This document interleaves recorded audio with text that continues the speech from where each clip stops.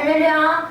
샬롬 샬롬 샬롬. 여러분들 보셨죠? 가장 완전한 도피성 되시는 예수 그리스도가 바로 도피성인데, 구약에 아까 민수기 말씀 보셨죠? 구약에도 요수아에도 도피성에 대한 내용이 나타나 있습니다.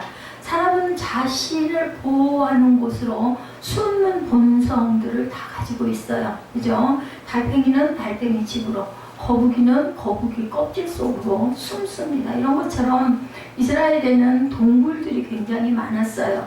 그들 중에 거류하는 거민을 위해서 선정된 성읍이라고 9절에, 오늘 그 20장 9절까지가 끝입니다.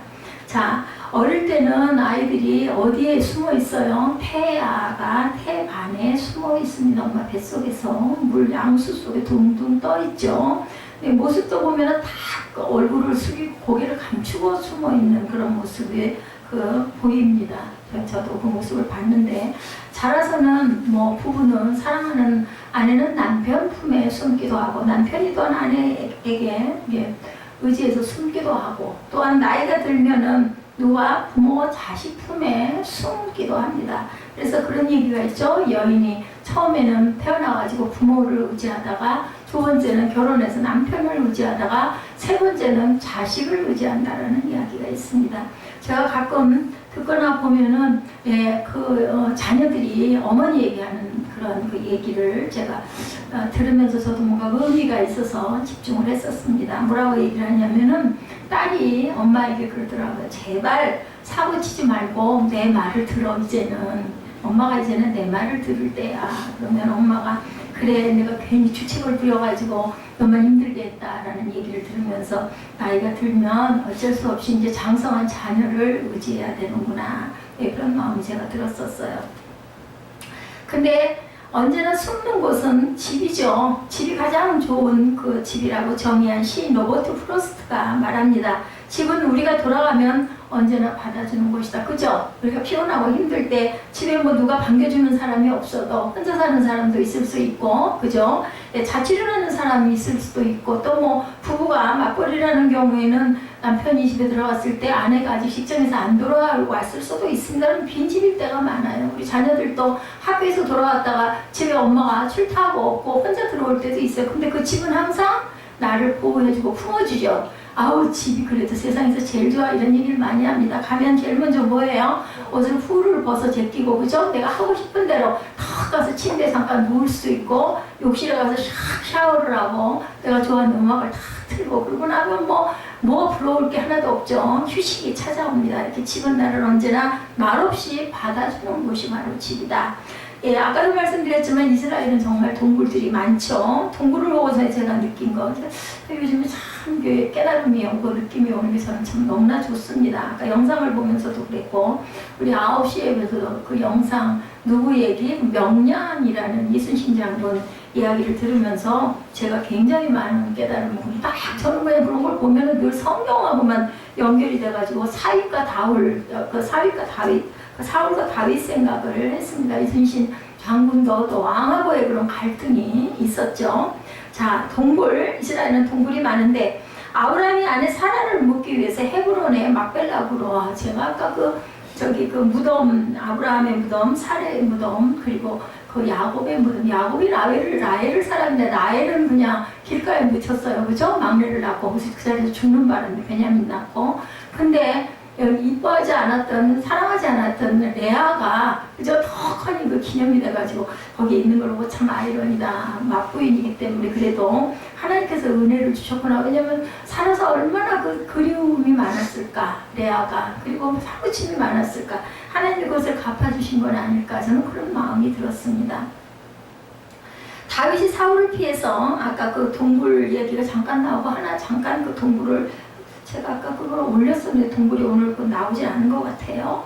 엔게디, 하길라 동굴, 막벨라 굴, 아둘람 굴, 이런 곳에 숨죠.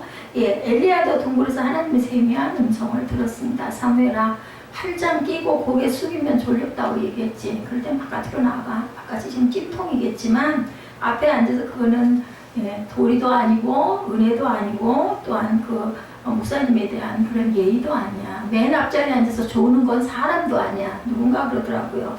사람도 아니라고. 그러니까 그럴 때는 바꿔 태도를 내가 모습을 바꾸고 행동을 좀 딴 행동을 하든지 아니면은 거기 그가 민망하면은 뭐 방으로 들어가든지 유아방으로 들어가든지 그렇게 하도록 해. 아니면 정신을 차리든지. 자, 마리아의 부모도 여러분들 여리고 근처 동굴에서 기도하다가 마리아를 낳게 될 것이다. 천사를 만나는 그런 계시를 받기도 합니다. 이스라엘의 중요한 성경 유적지가 재밌는 건 대개가 다 동굴이에요. 왜냐하면 동굴로 그게 형성이 되었기 때문에. 예수님이 태어난 베들레헴도 동굴이죠. 자, 예수님이 주기도문을 가르치신 곳도 동굴입니다. 예수님이 묻히신 성묘교회도 동굴입니다. 예수님이 승천하신 승천교회도 동굴이에요. 그러니까 모두 다 기념 유적지들이 동굴로 형성이 되어 있습니다. 왜 이렇게 이스라엘은 동굴이 많을까요? 동굴의 가장 큰 기능은 피하는 거죠. 동굴 속으로 들어가면 제가 어렸을 때 그런 데 들어갔던 기억이 너무 시원해요. 동굴 속에 들어가면 제 기억에는 어린 날 기억에는 그런 곳에 들어갔을 때 굉장히 그 안이 시원했었다라는 기억만 납니다.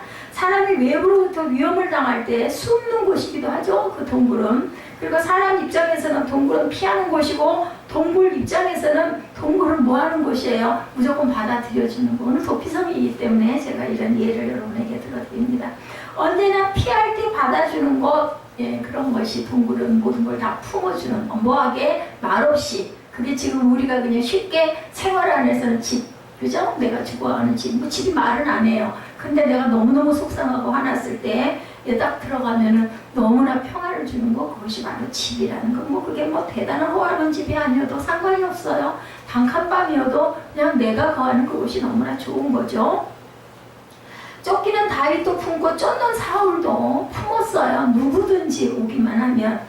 그게 바로 피난처 되시는 예수 그리스도. 악한 자라도 너희가 회개하고 돌아오기를 지금도 기다리고 계시죠. 의인도 품고 악인도 품습니다. 아군도 품고 적군도 품습니다. 그런 것의 근본은 우리가 정말 사람을 미워하지 말아야 되겠다라는 마음. 아까 그 어떤 분 자기가 실제 체험했던 부분 얘기하잖아요. 그게 어떻게 보면은 그 사람이 정말 그랬는지 안 그랬는지 알 수가 없기 때문에 조금 위험할 수도 있는데 성경적인 근거가 있어서 제가 여러분들에게 보시게 했어요. 왜냐면 저도 혈기를 잘 못 참는 그 좋지 못한 습성이 있어요. 근데 그 말씀이 성경에 나와 있는 그대로의 내용이거든요. 그게 뭐 피가 돼가지고 그 잔이 흘러넘쳐서 내가 쏟아지는지 뭐 그건 제가 직접 그 뭐 환상으로라도 보질 않았기 때문에 모르겠지만 그러고도 남을 것 같아요. 내게 피해가 오는 거죠. 이스라엘의 동굴은 우리에게 언제나 피할 곳이 필요하다는 것, 그리고 우리가 피하면 언제나 받아주는 분, 그것이 바로 우리를 지으신 하나님이시다. 그래서 성경에 많이 나오는 말이 피난처 되시는, 약간 우리 그 찬양을 한다고 제가 빼먹었습니다. 우리 많이 하죠. 하나님은 우리의 피난처가 되시며 그 찬양 많이 해서 어제 제가 준비하면서 찬양을 꼭 들어야 되기 때문에 성찬 때문에 그것을 깜빡 잊어버렸어요. 그게 바로 시편 7편 1, 2절에 증거합니다. 나의 힘이 되신 야훼여 내가 주를 사랑하나이다. 야훼는 나의 반석이시오 나의 요새시오 나를 건지시는 자시오 나의 하나님이시오 나의 피할 바이시오 나의 방패시오 나의 본의 뿌리시오 나의 산성이시오 나의 피난처시로다. 이거는 또 우리 빠른 템포로 된 그 나의 힘이 되신 야훼 이 찬양도 있죠. 그리고 또 천천히 흘러가는 하나님은 우리의 피난처가 되시며 이 찬양도 있습니다. 시편 16편 1절에도 하나님이여 나를 보호하소서 내가 주께 피하나이다. 시편 31편 1절에도 여호와여 내가 주께 피하오니 나로 영원히 부끄럽게 마시고 주의 의로 나를 건지소서 이렇게도 표현합니다. 시편만 피난처라는 말이 무려 37번이나 증거합니다. 자, 저와 여러분도 피할 곳이 필요하죠. 저는 늘 그렇습니다.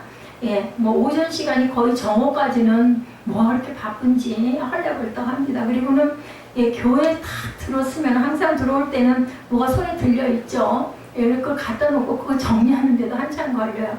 배가 고프죠. 11시가 넘으니까. 그럼 밥 챙겨 먹는 것도 왜 그렇게 번거롭고 힘이 든지. 어찌됐든 간에 성전 비밀번호를 누르고 탁 들었으면 그냥 한숨이 나오고 그냥 이제는 다 이제 오늘 오전 일은 다 끝냈구나 하고 쉬고 싶은 마음이 밀려오는 건 피난처예요. 나의 피난처는 성전입니다. 몸이 아파서 어디가 편히 쉬고 싶을 때 광야에서 지친 몸과 마음을 어딘가 따뜻하게 쉴 곳이 있었다면 하는 생각들, 우리가 세상의 광야 바닥일 수도 있어요. 그런 마음들이 다 듭니다. 그리고 내게 가장 정답게 나를 위로해 줄 수 있는 누군가를 찾는 그런 속성들을 우리는 다 가지고 있죠. 그분이 영이신 하나님이실 수도 있고, 내가 가장 기쁘고 좋아하는 절친일 수도 있고, 그죠? 내 부모일 수도 있고, 내 자녀일 수도 있습니다. 저는 세월이 많이 흘러갈수록 상담학들이 굉장히 많이 필요하겠구나. 요즘에는 대화가 없어요. 사람들이 전부 다 손바닥에는 납작한 거 하나를 들고는 모든 대화를 그걸로 그냥 다 하기 때문에 전후 좌우 옆 사람을 살필 겨를이 없어요. 그러면 정말 외롭고 힘든 사람은 도대체 어디다가 말을 좀 붙이고 싶어도 붙일 수가 없죠. 상담학을 공부할 때 가장 기본으로 공부하는 게 들어주는 그 공부를 들어주는 훈련을, 들어주는 실습을 제일 먼저 한다고 그러죠. 2시간 정도 들어주고 10분 정도 이야기하는 그게 굉장히 어려운 거예요. 얘기를 듣다 보면 내 의견이 자꾸 나가고 싶잖아요. 그렇기 때문에 어렵다고 합니다. 여호수아 13장에서 시작된 땅 분배가 이제 끝났어요. 그죠? 예, 오늘 이제 말씀이 하나님은 하나의 제도를 만드셨죠? 13장에서. 그것은 살인자를 위한 특별한 성을 세우시는 제도를 만드신 거죠. 여호수아 20장 3절에 부지 중에 실수로 사람을 죽인 자를 그리로 도망하게 하라. 이는 너희를 위해 피해 보복자를 피할 곳이니라 얘기합니다. 실수로 죽인 거예요. 그걸 죽이고 싶어서 죽인 게 아니라 잘못해서 죽인 거. 하나님께서는 억울한 사람이 누명을 쓰고 죽거나 혹은 실수로 다른 사람을 죽게 한 사람을 죽이는 것은 땅을 더럽히는 것이다 라고 봅니다. 실수한 거, 상해죄라고 하죠. 이런 경우에는 그 사람을 죽이는 것은 땅을 더럽히는 것이다 라고 말씀을 하신 거예요. 그래서 그들을 살리기 위해서 특별히 세운 제도가 바로 오늘 20장에서 말씀드리는 도피성. 도피성은 모두 6개죠. 그래서 서쪽에 동쪽에 3개씩, 그리고 거리가 하루를 넘지 않는 거리로 아주 길을 잘 닦아놨다고 그래요. 그 도피성들이 곳곳에 있어가지고 어느 곳에서나 가면 하루길이면 갈 수 있게끔 만드신 거예요. 그래서 그들을 살리기 위해서 이게 도피성을 만들었는데, 도피성을 통해서 우리가 받을 은혜는 무엇인가, 이 말씀을 증거하기 위해서 제가 동굴 이야기도 있고 집 이야기도 여러분들에게 말씀드렸습니다. 어느 시대 어느 사회를 막론하고 인류의 공통된 꿈은 이상적인 사회에서 어떻게 사는 거? 행복하게 사는 것을 누구나 다 원합니다. 시대마다 유토피아를 꿈꾸죠. 그저 낙원을 꿈꿉니다. 플라톤은 이상국가를 꿈꿨다고 그러죠. 우리나라에서도 허균의 홍길동전에서 그 율도국이라는 이상의 나라가 나오기도 합니다. 사회주의 공동체주의도 일종의 이상나라를 꿈꾸는 과정 속에서 만들어졌죠. 자유평등 박애가 실현되면 이상적인 나라가 될 줄로들 생각을 한 거예요. 기술문명과 경제발전이 이루어지면 이상적인 나라가 될 것으로 생각하는 사람들도 있습니다. 근데 삶의 질은 점점 좋아졌는데 요즘에 여러분들 어떠세요? 옛날처럼 뭔가 정답고 정겹고, 이제 저는 제 기억에 어린 날 도자리 깔고 큰 집 마당에서 하늘에 별 쳐다보고 누워있고, 가끔 가다가는 그 우물에다 담궈놨던 수박이나 참외 갖다가 그 할머니가 벗겨주시고 같이 먹었던 그게 얼마나 시원하고 달고 어린 기억에 그것처럼 꿀처럼 맛있었던 게 없었던 것 같은데, 요즘에는 그런 느낌과 맛을 느낄 수가 없는 그런 시대가 돼버렸다. 돈도 옛날보다 더 많고 문물도 너무너무 발달됐고, 그죠? 환경도 너무 좋아졌고, 그런데도 왜 그 과거의 그 모습들이 그렇게 기억에서 잊히지 않을까? 이렇게 따지면 뭐 사회주의니 산업혁명이니 이런 것들로 인해서 우리가 훨씬 더 행복하게 살아야 되는데 오히려 그게 부재를 여러분들 느낄 때가 많으실 겁니다. 오늘 하나님이 제정하신 한 제도를 통해서 진정 가나안 땅의 복이 무엇인지 우리 한번 살펴보고 가죠. 이제 정복과 기업 분배가 모두 다 끝났어요. 13장부터 19장까지, 그죠? 기업을 정말 받았던 게 아니라 제비를 뽑아가지고 그건 누가 했어요? 본인들이 직접 거길 침입해가지고 다 그들을 쫓아내고 죽이고 몰살시키고 다시 세워가는 그런 것들을 행했다. 그게 바로 우리 인생이라고 제가 아마 말씀드렸을 겁니다. 오늘 우리가 읽은 말씀은 땅 분배의 최종 부분이라는 것을 여러분들이 기억하시기 바랍니다. 가나안 땅을 아브라함의 자손에게 주시겠다는 약속이 창세기 12장 7절에 나타나 있어요. 그죠? 그러고 나서 690년 만에 성취된 그것이 바로 여호수아 마지막 땅 분배가 끝난 지점이라는 것. 우리가 역사적인 부분, 성경의 구약의 내용들이 역사입니다. 거의 다 이런 것들을 여러분들이 아셔야 성경을 이해하시고 은혜를 받으시기 쉽습니다. 모든 사람이 함께 행복하게 살 수 있는 구조를 이렇게 만들어 놓으신 것, 경제적 평등이 이루어졌죠. 의식주의 안정을 취하게 됩니다. 그렇다고 인간이 진정 젖과 꿀이 흐르는 행복을 그 가나안 땅에 들어가서 누릴 수가 있었을까? 가나안 땅이라는 뜻은 젖과 꿀이 흐르는 땅이에요. 누구에게? 아브라함에게 하나님이 말씀하셨죠. 이제 하나님께서는 한 가지 제도를 통해서 진정 가나안의 복이 무엇인지를 알려주시고 싶으셨던 거예요. 그래서 땅 분배가 끝나자마자 여호수아에게 모세에게 주셨던 도피성 설정 명령을 다시 하신 겁니다. 아까 민수기 35장 9절 말씀 읽으시는 거 그 말씀도 쭉 나왔죠. 9절에서부터 34절 그리고 신명기 19장 1절에서 3절에도 똑같은 내용이 반복이 돼서 나타납니다. 그 명령을 다시 하신 거예요. 오늘 20장 1절에서 9절까지. 이 도피성 제도는 가나안 땅에서 펼쳐질 야훼의 새로운 새 사회를 위한 계획의 중요한 청사진 중에 하나였다. 여호수아서에는 이것만 말씀하고 있죠. 그만큼 상징성과 중요성이 있다라는 말씀을 또 반복을 하시는 거예요. 폭력이 난무하는 사악한 가나안 사회와는 달리 야훼의 새로운 사회에 대한 이상이 무엇인지 도피성 제도를 통해서 하나님이 다시 보여주시고 계신 것이에요. 왜 하나님께서는 도피성을 만들려고 하셨을까요? 1절에서 3절 말씀이죠. 3절 함께 보면 부지 중에 오산한 자를 피하게 하기 위해서다. 부지 중에 비시가가라는 말은 과실로 실수로 자기도 모르는 채 그 실수를 얘기합니다. 부지 중 오살은 사람 살인한 거란 뜻이죠. 오라는 건 잘못해서 살인했다라는 뜻입니다. 원한이 없이 우연히 사람을 밀었는데 그냥 나가 떨어져서 죽는 경우, 기회를 엿보지 않고 무엇을 잘못 던져서 사람이 죽은 것을 얘기합니다. 민수기 35장 22, 3절에 증거하죠. 참으로 행복한 사회가 되려면 공의의 사회, 정의의 사회가 시험되어야 하는데 공의의 하나님의 사람을 죽이면 어떻게 하라고 했어요? 여러분들, 하나님은 피해 보복법을 만드셨죠. 동종보복법이라고 합니다. 할리오 법칙입니다. 이는 이로, 눈은 눈으로 갚으라고 모세 그 오경에 보면 나와 있죠. 하나님은 창세기를 통해서 무릇 사람의 피를 흘리면 사람이 그 피를 흘릴 것이니 이는 하나님이 자기 형상대로 사람을 지었습니다. 창세기 9장 6절에 이렇게 말씀을 하셨어요.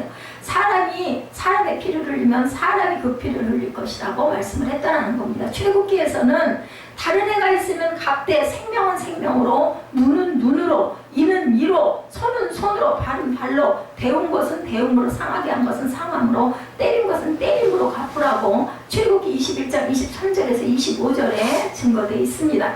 근데 가나안 땅을 주시고 이제 그곳에 참으로 젖과 꿀이 흐르는 삶을 살게 하기 위해서 주신 제도는 이것보다도 도피성을 더 강조하셨다라는 거예요. 눈은 눈으로, 이는 이로, 사람을 죽이면 죽임으로. 그래서 그 시대에는 누군가를 상해하면은 그대로 상해를, 눈은 눈으로 하나 상대방을 상해하면 눈을 빼라고 얘기하죠. 도둑질을 하면 손을 자르라고 이렇게 얘기를 모세 오경이 말씀을 하고 있는데 웬 도피성이냐는 거죠. 살리는 사람을 피하게 하는 상을 아주 중요하게 얘기하십니다. 예외 규정을 통해서 공의의 하나님이시지만 어떤 하나님? 사랑의 하나님, 은혜의 하나님이 가장 더 먼저이기 때문에 하나님께서는 그 심판을 하시고 그리고 때리시고 죽이시려고 계신 하나님이 아니에요. 사랑으로 품고 은혜를 주시려고 하는데 그 부분에서 끝까지 돌이키지 않는 사람들에게는 공의의 하나님이 있을 수밖에 없어서 우리 그 9시 예배하고도 연결이 되죠. 오늘 마태복음 27장 말씀했는데 예수님이 십자가에 못 박혀 돌아가시는 것, 공의를 실현하신 거예요. 하나님께서 그렇게 해가지고 저와 여러분의 생명에 영생을 주시기 위해서, 구원을 주시기 위해서. 제가 아까 말씀드렸죠. 안 믿는 사람과 여러분은 값이 다르다고 얘기했어요. 나 플러스 예수 그리스도예요. 예수의 피가 나를 구원하셨기 때문에 그것을 정말 믿고 고백하고 내가 믿는 자들인 경우에는 사람이 값이 똑같지가 않잖아요. 대단한 일을 실천하는 사람이 있는가 하면 정말 세상에 있으나 마나 하는 사람, 아니면 있으면 안 되는 사람, 이런 사람들이 어떻게 그 값이 같겠느냐. 예수님 좌편인지 우편인지 정확하진 않습니다. 성경에 보면 좌우라고만 얘기를 했어요. 근데 한편 강도는 뭐라 그랬어요? 나도 낙원에 함께 있게 해달라고 구하고 예수님에 대해서 나는 믿는다라고 얘기를 했고, 한쪽에서는 나 거기서 좀 뛰어내려봐, 네가 무슨 하나님의 아들이야, 이렇게 조롱을 했는데, 그러면 그 두 강도가 똑같냐는 얘기예요. 아닙니다. 엄청난 차이가 있죠. 너는 나와 낙원에 있을 거라고 해서 그 순간 입술로 고백하는 순간 값이 달라졌다는, 값이 똑같을 수가 없는 거예요. 인간이 참으로 행복하게 살려면 해결해야 할 인간의 근본적인 문제가 무엇인지를 깨닫고 알고 가야 된다는 겁니다. 부주 중에 오산한 자의 죄의 문제를 해결하기 위해서 도피성을 건립하게 하십니다. 오늘 성경에 나오는 피의 보수자 고엘이에요. 고엘. 억울하게 죽임을 당한 친족에 대한 책임을 지고 살해자를 죽일 의무가 있는 사람.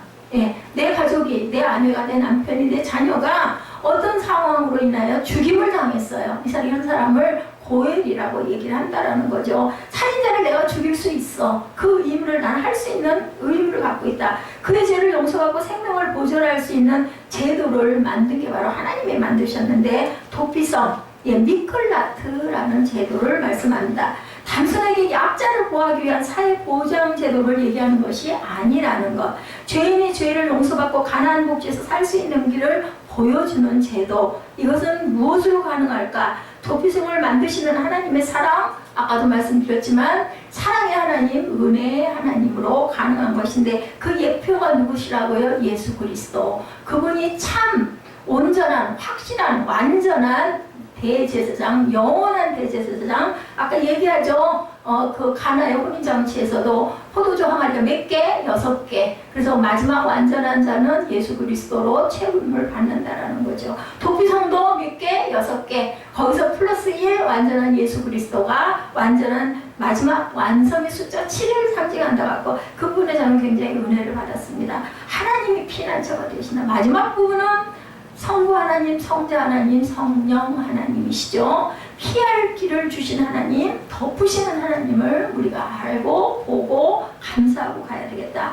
하나님은 무한 생명이 희생되는 것 절대로 원치 않으십니다. 어떤 사람까지도 악한 자일지라도 돌이켜서 돌아오기를, 입술로 고백하고 돌아오기를 기다리시죠. 외적 결과만 보시지 않으시고 뭐를 보시는 하나님? 중심을 보시는 하나님. 근데 근본적으로 죄를 용서하기 위해서 하나님의 사랑을 표현한 것이 바로 십자가. 십자가는 뭐라고 그랬어요? 제가 아까 일부 예배 때 가장 흉측한 형틀이 바로 십자가였고, 그 십자가는 정말 쳐다보기도 무섭고 두려운 그런 십자가가 예수께서 매달려 돌아가시고 나서는 사랑의 십자가가 됐다는 거. 그래서 우리 목에다가 십자가 목걸이를 걸고 다니고, 제가 주일이면은 우리 꿈동이 그 중고등부 학생들에게 꼭 십자가 목걸이를 좀 걸어라 라고, 제가 오늘 십자가 목걸이를 못 걸었어요. 그죠? 예, 그것은 하나의 상징. 우리가 예배 드릴 때만이라도 거룩의 상징을 우리가 달자. 이제는 십자가가 사랑의 십자가 목걸이가 되고, 그리고 거룩의 상징이 되었다.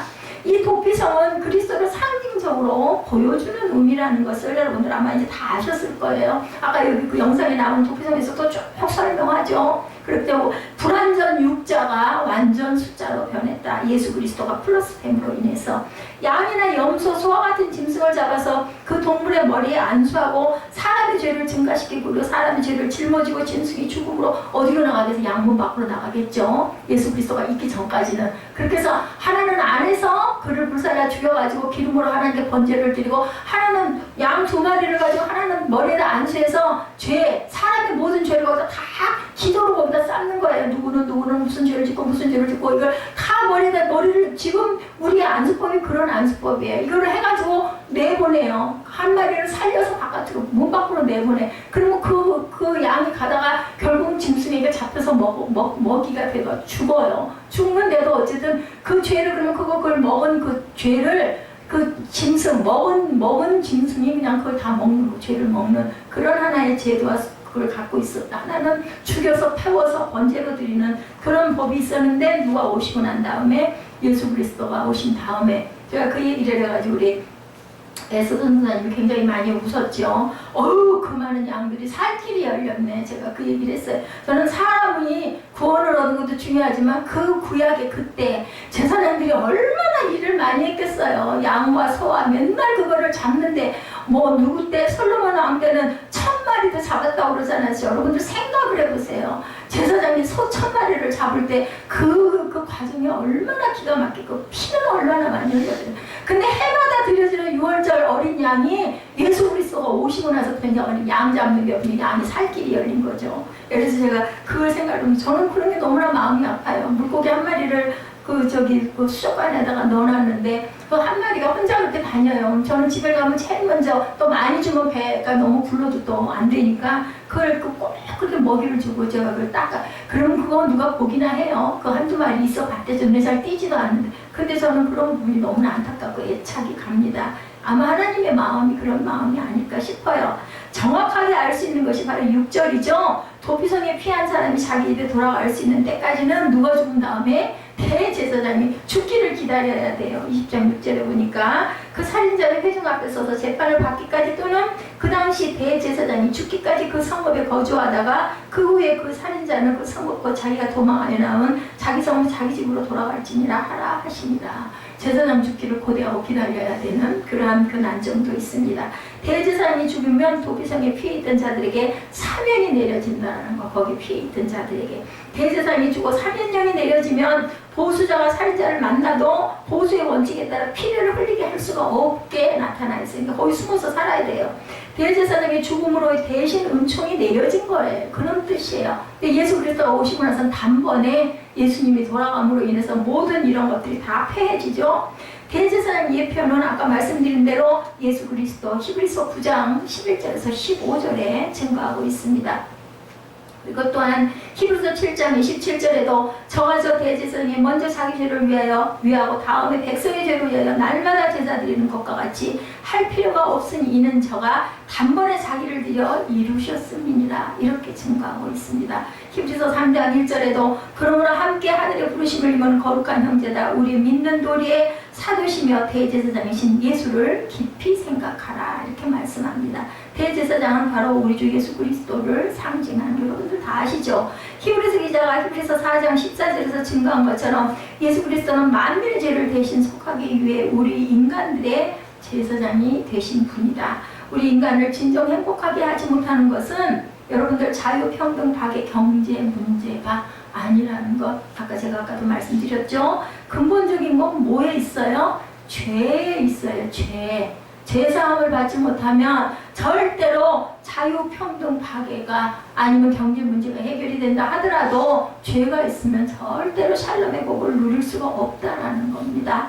예, 죄의 문제 해결 없이는 아무리 좋은 땅, 아무리 자유로운 땅, 아무리 평등한 땅의 삶을 살아도 진정한 행복을 누릴 수가 없다. 우리 예수님은 우리의 죄를 위해 이 땅에 오셨고 십자가에서도 우리 죄를 해결해 주셨죠. 우리가 사함받은 것은 예수 그리스도의 피밖에 없다라는 것, 그것을 여러분들 입술로 고백하시기 바랍니다. 아까 찬양 그 특성 오늘 제가 굉장히 은혜를 받았어요. 자, 우리 항해의 마지막 보루는 누구시라고요? 예수 그리스도시라는 거 많이 들으시기 바랍니다. 그리고 왠지 그 찬양은 그죠? 좀 목소리가 굉장히 음이 높아서 힘이 들지만 그걸 그냥 목청껏 찬양을 하고는 마음을 확 트일 것 같다라는 좀 그런 감동을 받았습니다. 그리고 가사의 은혜가 얼마나 많아요. 그 가사를 쓰신 분은 아마 그런 은혜를 받았기 때문에 그런 고백이 나오지 않았을까. 우리는 예수님께 피하면 모두 살 수 있죠. 당연히 예수님은 세상 죄를 지고 가는 어린 양으로 이 땅에 오셨기 때문이고 우리의 모든 죄를 용서해 주시기 위해서 그게 목적이셨어요. 이 땅에 오셨죠. 예수께 피하기만 하면 우리는 모두 다 용서를 받을 수 있고 하나님 나라의 백성이 될 수 있다. 그럼에도 불구하고 예수님도 그 많은 기도를 하시고 땀방울이 핏방울이 되도록 기도하시고 나서 엘리 엘리 나와 사박다리 오늘 그 9시 예배 그 본문처럼 이렇게 외쳤어요. 왜 나를 버리시나이까 이렇게 고백을 합니다. 그리고 마지막에는 그래도 내 영혼을 주께 의탁하나이다 하고 돌아가시죠. 그리고 스스로 잔이라가 나타납니다. 우리의 목숨을 우리가 마음대로 할 수 있는 사람은 아무도 없는데 예수 그리스도는 하나님이시기 때문에 저는 그 부분에는 간과를 하고 몰랐는데 오늘 말씀 증거하다가 깨달았어요. 예수님이시기 때문에, 하나님이시기 때문에 하루나 이틀, 2, 3일 걸리는 죽음이 예수님은 단 6시간 만에 자신이 스스로 돌아가실 수가 있었구나. 자, 낙원에 참여할 수가 있고, 도피성은 유일한 구원의 처소이기도 하다. 한편 강도처럼 네가 나와 함께 낙원에 있으리라 라고 축복해 주셨죠. 사도행전 4장 12절에 다른 이로서는 구원을 얻을 수 없나니 차나 인간의 구원을 얻을 만한 다른 이름을 주신 일이 없다고 말씀합니다. 요한복음 14장 6절에 우리가 너무나 잘 아는 말씀이죠. 예수께서 가라사대 내가 곧 길이요 진리요 생명이니 나로 말미암지 않고는 아버지께로 올 자가 없느니라고 말씀을 하십니다. 에베소서 1장 7절에 우리가 그리스도 안에서 그의 은혜의 풍성함을 따라 그의 피로 말미암아 구속 곧 죄사함을 받았다라고 말씀합니다. 요한일서 1장 7절에 그 아들 예수의 피가 우리를 모든 죄에서 깨끗하게 하실 것이요 라고 말씀하죠. 누구든지 그리스도를 믿고 영생을 얻을 자는 심판에 이르지 않고 내 모든 죄가 어때요? 동에서 서에 먼 것 같이 깨끗하게 씻김을 받게 될 것이라고 말씀하죠. 가늠한 여인 용서해 주셨어요. 그죠?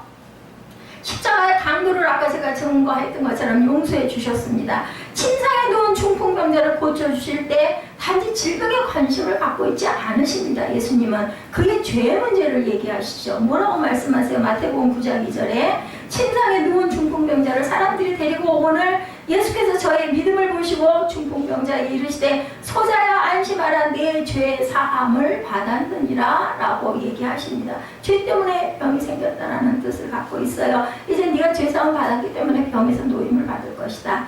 그 사실을 안 베드로는 예수님을 전할 때 예수 믿고 복 받으라고 하지 않고 베드로도 얘기하죠. 우리 2장 38절 말씀이죠. 너희가 회개하여 각각 예수 그리스도의 이름으로 세례를 받고 죄사함을 얻으라. 그리하면 성령을 선물로 받으리니 이렇게 베드로도 증거했습니다. 그리스도를 통하여 죄의 문제가 해결되면 우리는 정말 우리가 늘 얘기하고 축복하는 참 샬롬의 축복을 얻을 수가 있고 어떤 상황에서도 참 행복을 누릴 수가 있다는 것. 히브리서 8장 12절에 내가 저희 불의를 긍휼히 여기고 저희 죄를 다시 기억하지 아니하리라고 말씀하죠. 10장 17절에도 저희 죄와 저희 불법을 내가 기억도 하지 않겠다고 말씀합니다. 이사야 1장 18절에도 너희 죄가 주홍 같을지라도 눈과 같이 희어질 것이요 진홍같이 붉을지라도 뭐같이 양털같이 되리라고 완전한 용서를 받게 되리라는 거죠. 그래서 로마서 8장 38구절에 증거합니다. 이제 사망이나 생명이나 천사들이나 권세자들이나 현재일이나 장래일이나 능력이나 높음이나 깊음이나 다른 아무 피조물이라도 우리를 우리 주 그리스도 예수 안에 있는 하나님의 사랑에서 끊을 수가 없다고 말씀합니다. 그렇다면 어떻게 도피성을 운행하라고 말씀했나? 자, 4절에서 6절 내용에 도피성은 그저 아무 절차 없이 운영된 게 아니죠. 도피성이 받아주는 것은 몇 가지 절차가 있어요. 아무나 거기 뛰어온다고 해서 다 받아주지를 않았다라는 겁니다. 4절에 오살자는 도피성이 장로들에게 사고의 원인을 보고해야 합니다.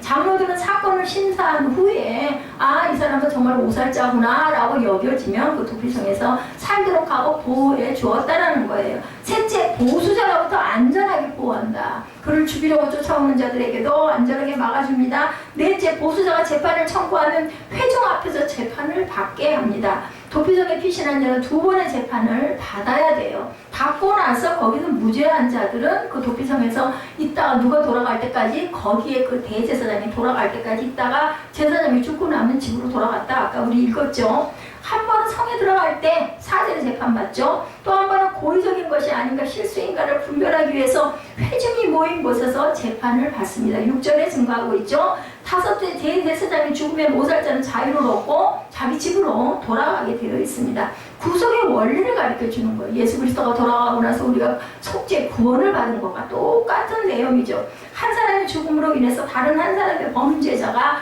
사하여진다라는 뜻을 갖고 있습니다. 즉 누가 예수 그리스도 한 사람이 돌아감으로 인해서 우리 인류를 입술로 고백하는 모든 자를 구속하셨다라는 거죠. 그리고 무슨 생명? 영생, 영원히 사는 생명을 저와 여러분은 우리 안에 오늘 마태복음 27장에 있지만 무덤이 그죠? 터지고 하늘이 흑암으로 깜깜해지고 예수 그리스도가 돌아가시고 나서 성소의 피장이 찢어지고 그러고는 무덤에 있던 자들이 살아서 일어났다고 했어요. 그런 영혼의 생명을 다는 아니었어요. 많은 자들이 일어났다고 얘기합니다. 그 많은 자들 안에 저와 여러분이 속하기를 주님의 이름으로 축복합니다.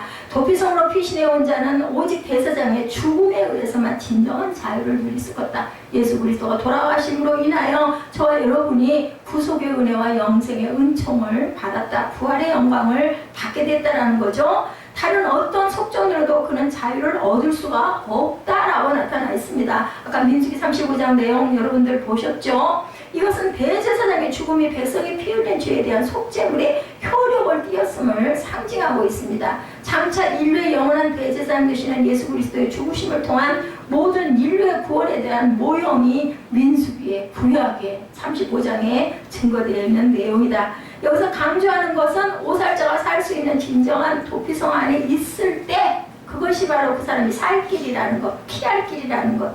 6월절 출애굽할 때 장자들이 다 죽었지만 모였을 때 패스오버 아시죠? 붉은 피가 임방에 발라져 있는 그 집은 장자를 패스오버했다, 넘어갔다. 우리를 그리스도 안에 있으면 우리는 영생을 누리게 된다는 의미를 가지고 있습니다. 여리고성이 무너질 때 붉은 줄을 띤 누구? 라합의 집은 비켜갑니다. 빨간 띠가 매달려 있기 때문에. 그랬을 때 구원받는 것처럼 홍수로 모든 사람이 죽어갈 때 방주 안에 있는 사람을 구원을 했던 것처럼 우리는 그리스도 안에 참된 방주 안에 있을 때 생명을 누릴 수가 있다는 것.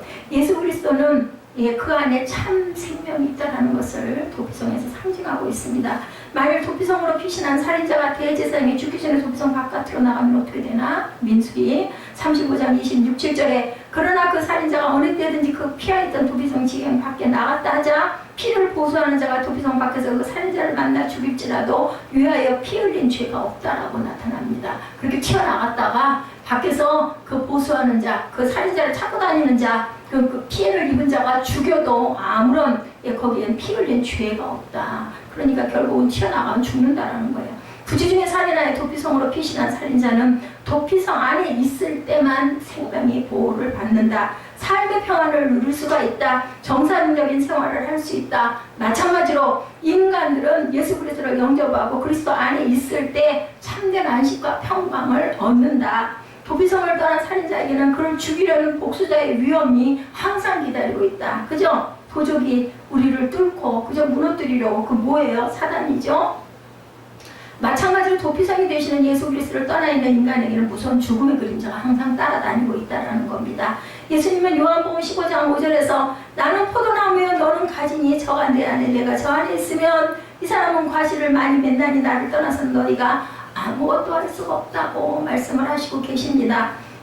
이어서 요한복음 15장 6절에도 사람이 내 안에 거하지 아니하면 가지처럼 밖에 버리고 말라지리니 사람들이 이것을 모아다 불에 던져 사르느니라 라고 말씀을 합니다. 우리가 풍성한 열매를 맺고 참된 평안을 누리는 삶이 그리스도 안에 있을 때만 가능한 것을 보여주시는 말씀이 요한복음 15장 5, 6절 말씀입니다. 예수 안에 있으면 피의 보복이라는 악순환을 방지할 수가 있고 참된 도피처가 되고 회복할 수가 있고 실패가 다시 새롭게 부활의 영광으로 살아 일어날 수가 있다. 도피성은 완전하게 그 오살한 자들을 보호해주는 그런 성이었습니다. 아무리 보수자가 차도 절대 오살자를 내놓지를 않습니다. 필요한 것을 다 공급해 줍니다. 그곳에서 도피성은 오살한 자를 받아들이고 난 다음에 그 물론 두 번의 재판은 있어요. 4절과 6절의 재판. 그게 이제 거기서 받아들여지고 나면 먹을 것도 다 지급해주고 거기서 살게 해주고 그리고 아무리 오살한 자들이 와가지고 찾아내려고 해도 찾을 수가 없도록 딱 막아줍니다.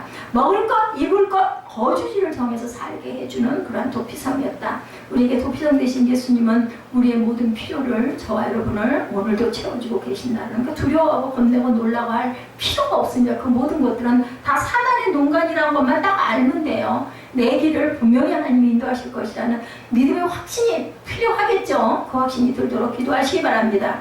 어디에 도피성을 설치하라고 했나? 7절에서 9절 내용이죠. 도피성은 요단 동편과 서편에 각각 몇 개씩? 3개씩 선정했죠. 신명기 4장 43절에 이미 모세에 의해 요단 동편에 3개가 선정되었습니다. 그리고 여호수아를 통해서 요단 서편에 3개를 더 선정해서 6개를 만들었어요. 이스라엘 요단강을 기점으로 48개의 성읍 중에서 6개의 성읍이 도피성이 되었습니다. 요단강 동편에 3곳, 베셀, 길르앗, 라못, 골란, 요단강 서편에 3곳, 게데스, 세겜, 헤브론, 이곳에 도피성들이 있었다. 베트헬리는 6 도피성들의 이름이 지니는 뜻을 그리스도와 연관시키고 있습니다. 게데스는 여러분들 거룩한 곳이라는 뜻을 갖고 있습니다. 성전 되신 그리스도를 요한복음 2장 19절이죠. 세겜은 어깨에는 정사를 메었다라고 하죠. 이사야 9장 역절에 예수 그리스도를 상징하죠. 헤브론은 교제입니다. 교제. 성도들은 하나님과 교제하게 하시는 그리스도를 말씀하죠. 고린도후서 5장 18, 9절에 증거합니다. 그 다음에 베셀은 성체라는 뜻을 갖고 있는데 성도들이 피할성이 되시는 그리스도, 시편 91편 2절에 증거합니다. 라못은 높은 곳이라는 뜻을 갖고 있는데 성도들을 높은 하늘에 앉게 해주시는 그리스도, 에베소서 2장 6절. 마지막으로 골란, 그것은 기쁨을 뜻합니다. 성도들에게 기쁨을 주시는 그리스도, 요한복음 15장 11절에 증거합니다. 이렇게 해석을 하고 있습니다. 근데 우리가 이렇게 영예적으로 해석을 하지 않는다 할지라도 이 도피성의 의미를 정확하게 할 수 있는 것은 도피성을 어떤 곳에 세웠다고요? 7절에서는 구별해 세웠다, 8절에서는 택하였다라고 합니다. 구별의 원리, 은혜의 원리를 말씀하고 있죠. 아까도 제가 말씀드렸죠. 이스라엘 전역 어디에서든지 32km 이내에 위치에 있어서 부득이 도피성으로 피해 가야 할 경우에는 하루길 이내에 도착할 수 있는 거리, 그리고 길을 아주 잘 닦아놔서 누구도 갈 수 있게끔 만들어 놓고 누구도 찾을 수 있게끔, 그 시대 레위에서는 없겠지만 가기만 하면, 그쪽 방향표를 만들어 놔서 그쪽 가기만 하면 도피성에 도착할 수 있게 만들어 놨습니다. 그 성을 향한 도로는 폭을 14m 이상이 되도록 넓게 닦아 놓았고 길을 잃지 않도록 도피성이라는 안내판도 곳곳에 설치를 합니다. 9절에 보니까 이스라엘 사람은 피하는 곳이 아니죠. 이방인도 포함되어 있음을 압니다. 그러니까 어떤 사람? 누구든지 실수한 자, 도살한 자들은 갈 수 있는 곳. 인종과 신분, 지위를 막론하고 누구에게나 동일한 구원의 은총을 베풀어 주신 것을 우리가 보여주고 보고 있습니다. 요한복음 14장 6절, 사도행전 4장 12절 나중에 참고하시기 바랍니다. 교회는 예수님의 뭐예요? 몸이죠. 오늘날 교회는 도피성의 역할을 하여야 한다는 겁니다. 예수님은 열려있는 구원의 문이라고 그러죠. 요한복음 3장 16, 7절 너무나 잘 아는 말씀이죠. 네.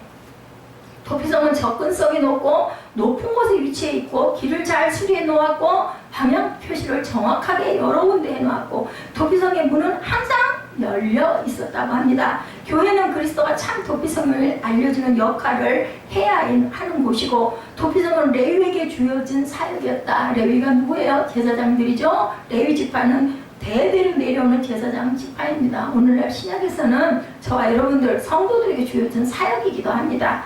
도피성은 특정한 가는 길목마다 편말이 있고 항상 열려 있었다. 누구나 받아들인다는 거죠. 9절이죠. 수용과 파괴의 원리가 통하는 곳, 미클라트는 수용하다 받아들인다는 뜻을 갖고 있습니다. 문제, 위험, 고난에 처한 사람들을 받아들이는 곳, 레위 지파에 의해서 이 구약에는 운영이 되었고 지금은 교회, 성전, 그리고 성도들에게 의해서 이것을 우리가 감당하고 가야 할 사역이다. 보호와 공급이 되는 곳이기도 하다. 도피하는 자는 안전하게 보호받고 충분한 방이 있고 넉넉한 공간을 확보하고 있고 기본적인 삶이 보장되고 구체적인 필요를 공급하는 것. 그래서 교회는 주는 교회가 되어야 된다고 하죠. 접근의 용이성이 있습니다. 어디에서나 쉽게 접근할 수가 있고 누구나 접근할 수가 있게끔 만들어 놓은 곳. 보편성과 개방성이 있고 유대인뿐 아니라 이방인 누구나 부자 동네 내에서만 있는 것이 아니죠. 자유와 해방이 있습니다. 남에게 해를 끼치지 않는 한 완전한 자유가 보장이 되고 대제사장으로 말미암아